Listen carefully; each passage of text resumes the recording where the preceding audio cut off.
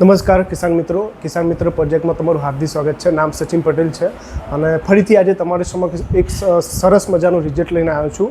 આજે હું પ્રગતિશીલ કિસાનભાઈ અતુલભાઈ સાહેબના ત્યાં આવ્યો છું અને અતુલભાઈની વાત કરું તો તે પોતે પ્રોફેશનલ ટીચર છે અને આપણે વેસ્ટીજનું એમને ખાતર વાપરેલું હતું.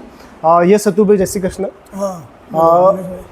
આપણે કયા પાકની અંદર આપણે વેસ્ટીજનું ખાતર તમે વાપરેલું? આપણે મગફળીના પાકની અંદર વેસ્ટેજનું ખાતર વાપરેલું હતું.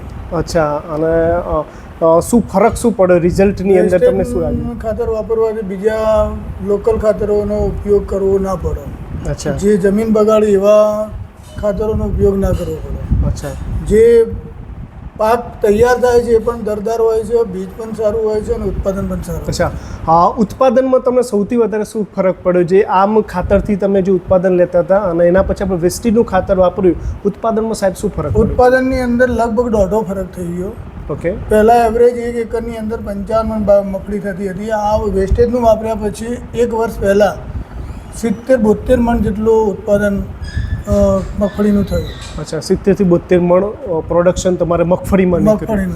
અચ્છા, અને ક્વોલિટીમાં શું ફરક પડ્યો? ક્વોલિટીની અંદર એક પણ મગફળી પોચી કે દાણો નાનો હોય એવું હતું જ નહીં.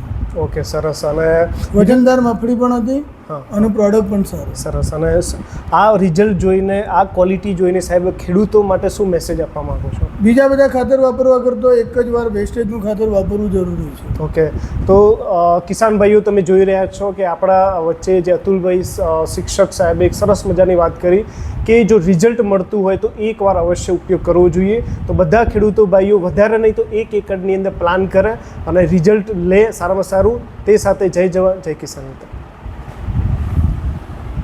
ઓકે, બસ.